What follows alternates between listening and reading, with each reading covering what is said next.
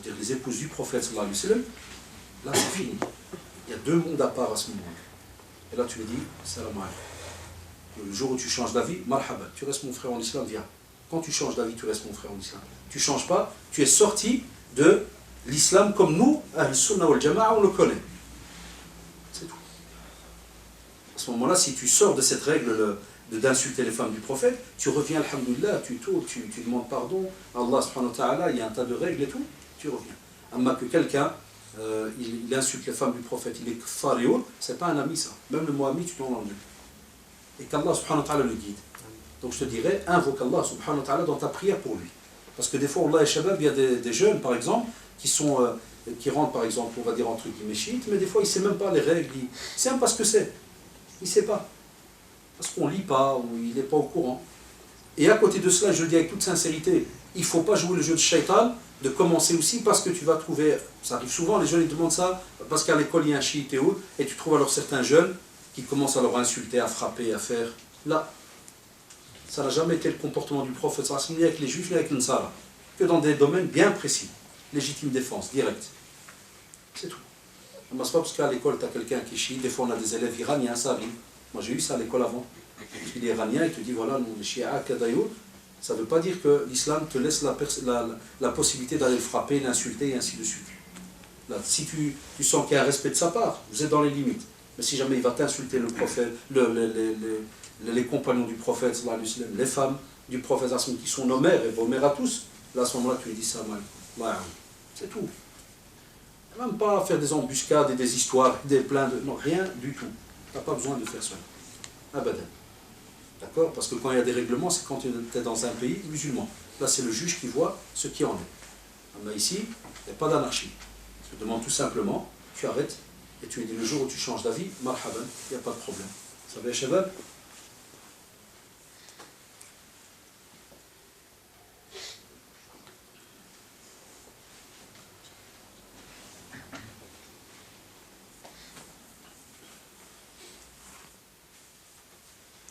C'est plus une demande d'invocation, donc ça c'est autre chose. Ici, subhanallah, et la personne ici donc dit Uhibbuka fillah, donc on est obligé de répondre Ahabbakallah alladhi ahbabtana fih.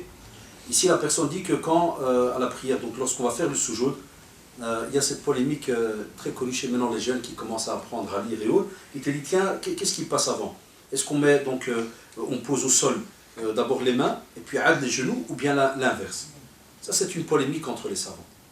C'est une polémique entre les savants, et comme vous savez, Cheikh Al-Albani, rahimahullah, à un certain moment, dans une petite période, où il était un peu fâché par rapport à certains, par exemple, savants d'Arabie qui disaient qu'il fallait absolument descendre, par exemple, d'abord avec les pieds, il leur a dit que c'était une bid'a hijaziya, c'est-à-dire c'était une innovation qu'on n'a vue que dans les pays du Hijaz, vers l'Arabie et autres. Donc il y a une polémique sur les savants. Parce qu'il y a une tradition, parlant d'un animal, et où il y a eu cette divergence pour savoir est-ce que c'est son genou, c'est les pattes de devant, ou bien ceux de derrière. Il y a toute une polémique par rapport à cela. Et les savants, ils ont retenu. Moi, par exemple, lors d'un cours, machallah, avec Cheikh bin Jibril, rahimahullah, c'est la même question. Il y avait avec nous des gens d'Amérique, d'Australie, des pays du Maghreb et autres, et on faisait donc Kitab al-Fiqh, on arrivait donc justement Kitab Salah, on arrivait à ce jour de la même chose. Alors il fallait voir les élèves. Oui, mais chez nous, si jamais tu ne mets pas les pieds en avant, c'est cadet. Il leur a expliqué. Parce qu'il avait, machallah, rahimahullah, l'esprit assez large, parce qu'il voit, dans ses doros, il voit toutes les races. Et il leur a dit, je sais que par exemple, dans certains madhab, chez vous, au pays, il y a ceci, il y a cela. Donc ça ne doit pas être une polémique entre vous dans la famille, ou bien entre les jeunes. Ou bien quand je dis pourquoi dans la famille, parce que ça peut arriver que toi, tu as ta conviction, tu mets d'abord donc, les pieds, les genoux au sol, tu mets les mains, et tu as peut-être ton père ou quelqu'un d'autre qui fait l'inverse. Si tu as ta conviction, il ne faut pas rentrer dans la critique de l'autre. Parce que sachez, Shabab, que pour cette question-là, il y a une divergence. Et machallah, pas avec les divergences, comme disent certains, pour se faufiler là. Vous connaissez la blague de tous les 10 secondes? Non, c'est divergence. Non, non. Des fois, des choses où c'est clair. Ici, subhanallah, entre les savants, même les tout grands, machallah, tu trouves donc cette divergence par rapport à cela. Allahu ta'ala.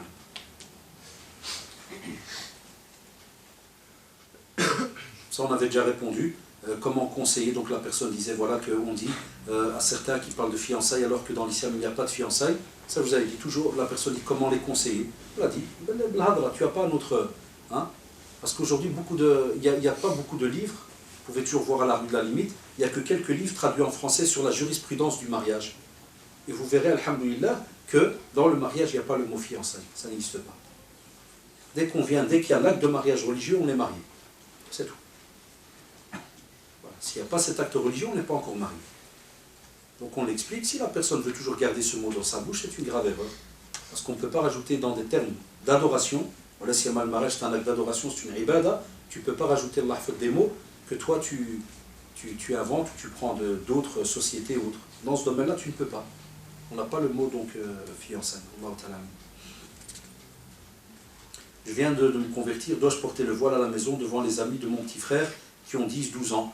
Un enfant, chez les savants, ils vous disent que quand un enfant commence à ce qu'on appelle la miyez, il commence à faire la différence de ce qui est beau, moche, ceci, cela, ou bien des fois même qui décrit aux autres comment tu es, à ce moment-là, même dans nos familles, c'est pas parce qu'on est converti ou pas, même dans nos familles, on demande à ce moment-là à la sœur de porter le voile, devant donc le petit qui peut être un cousin par exemple. Parce que des fois tu as des cousins, il peut avoir 12 ans, 10 ans, et des fois il est très très ma'aqal. Il rentre entre les femmes, et puis après il va à la maison, il commence à décrire à ses frères, ouais, t'as vu, c'est là avec son voile, la voisine. C'est en vérité qu'elle tout fait là, et qu'elle commence à... On a eu des plaintes de cela. Des gens qui nous ont appelés pour nous dire, voilà, la famille n'accepte pas, je dis que je mets le voile parce que ce garçon, il décrit, ils disent, non mais il est petit. S'il commence à décrire et il donne les détails, non. Tu dois te voiler, tu ne peux pas le laisser. Et c'est la même réponse aussi, subhanallah, pour, par exemple, il y a des sœurs converties qui nous disent, voilà, qu'est-ce que je fais? Elle sait qu'elle peut enlever son voile avec sa tante et tout. Même si elle est non musulmane, c'est sa tante. Elle peut enlever son voile.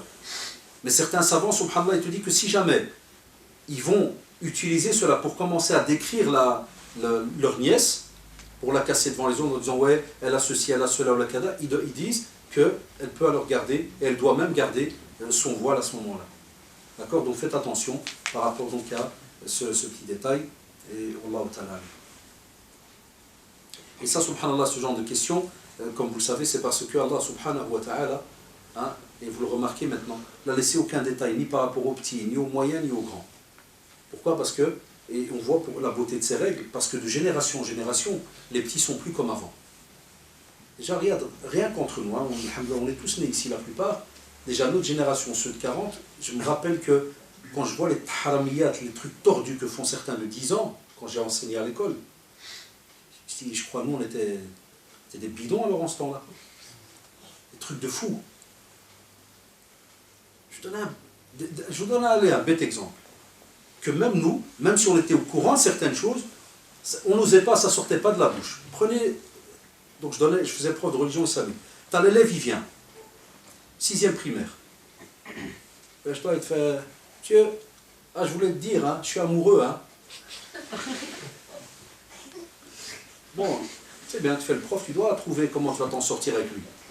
Alors, tiens, là, tu le regardes, tu dis, moi, il glaise 2 secondes, tant que la tarte elle passe, vas-y, tu regardes, tu parles avec lui. Parce que des fois, ils le font comme ça, les images, monsieur Cham. Et des fois, tu te dis, nous, qui sommes passés, même si tu te dis, tu reviens dans ton passé, tu te dis, même si un jour, tu as vraiment capté quelqu'un, jamais tu vas venir chez ton frère, chez ton pote, là, je suis amoureux.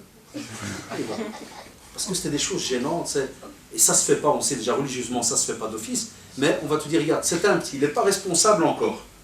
Et qui, subhanallah, regarde, il n'est pas responsable, comme on dit, par rapport avec l'âge et autres, mais côté intelligence, le gars, il a déjà une certaine limite qu'il a dépassée.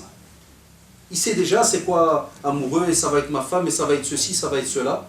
Vous voyez, donc il y a des choses où, subhanallah, on vous dit qu'il faut voir par rapport à la famille où vous êtes, et pas directement semer le trouble sur tout le monde, petit et grand. Non, des fois, il y a comme on le voit dans certaines fatawas, il y a des cas où, par exemple, comme ils disent le ulama, si l'enfant il est petit et il n'y a pas de ce genre de remarques ou ceci ou cela, la personne peut enlever son voile, il n'y a pas de problème là-dessus.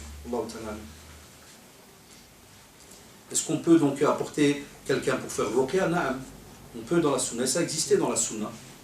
On a les 2 traditions authentiques connues, celle où d'office, comme vous le savez, Cheikh Al-Albani rahimahullah, il a tout un dars là-dessus dans le domaine de ruqya, où il a rappelé que dans la sunna, la meilleure des ruqya, c'est celle que tu te fais toi-même. Gardez ça en tête, ya shabab.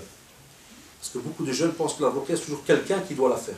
La ruqya, c'est quand quelqu'un vient lire sur toi, si jamais, par exemple, tu es malade, ou des fois on peut la faire comme ça, ou bien si tu sens qu'il y a, comme par exemple tout ce qui est les signes, les envieux, l'aïn, toi, le regard envieux, jalousie et autres, ou bien si on a fait quelque chose de sorcellerie et ainsi de suite. Cela existe dans la sunna. Mais la meilleure des ruqya, c'est celle que tu fais toi-même sur toi.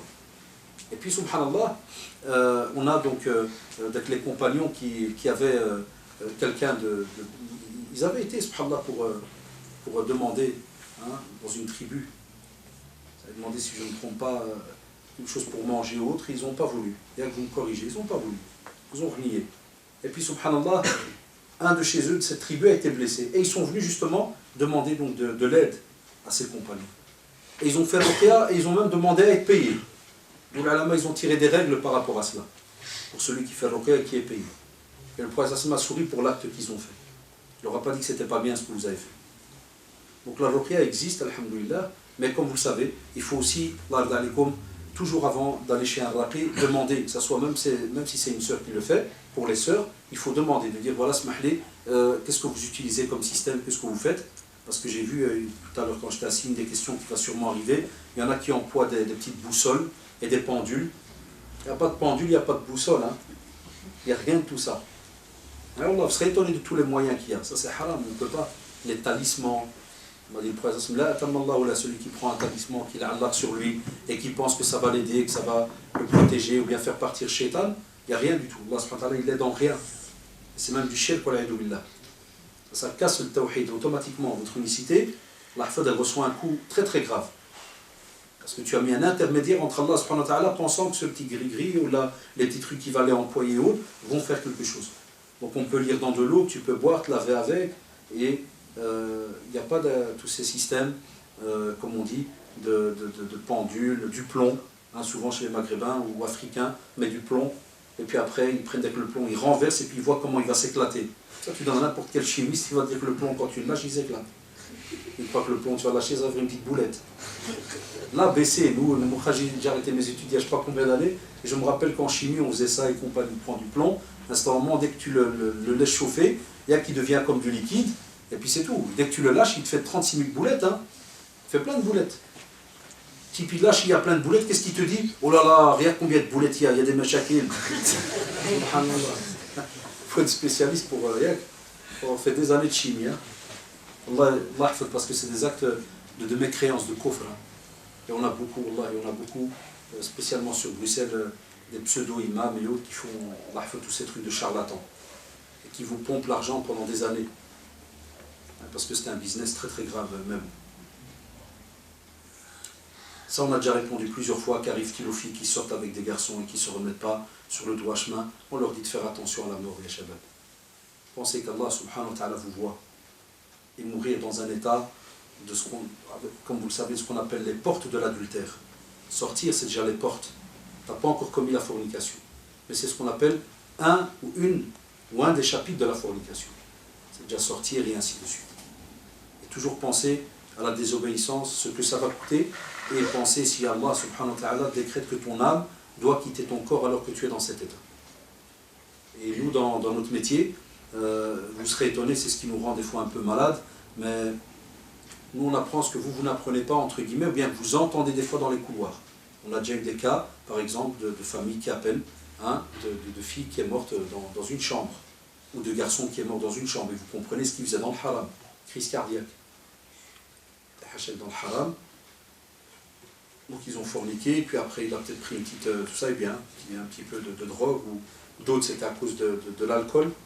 On a eu des cas où le jeune, il n'a rien à voir avec l'alcool, ni quoi que ce soit. Mais c'est parce qu'il a passé avec un groupe, puis ils l'ont arnaqué, ils l'ont mis quelque chose dans son verre, puis il adore, puis il a commencé à shrab, il a fait, puis hachaki, lazna, jusqu'à ce que l'arrêt cardiaque, boum, parti. On a eu des cas comme ça. Moi j'ai des amis qui font dans les discothèques, qui avant étaient des gardes de sécurité dans les boîtes et compagnie, et ils te disent c'est arrivé que le type pendant qu'il shtah et qu'il a rouvert la soirée, il tombe KO, raide mort, crise cardiaque. Tu rencontres Allah subhanahu wa ta'ala le jour du mois dernier dans cet état. Mort après une nuit dans une discothèque. Vous voyez, vous imaginez, donc souvent les questions paraissent simples au début. Qu'est-ce qu'il arrive si on sort? Il arrive le Monseba sur terre, et plus la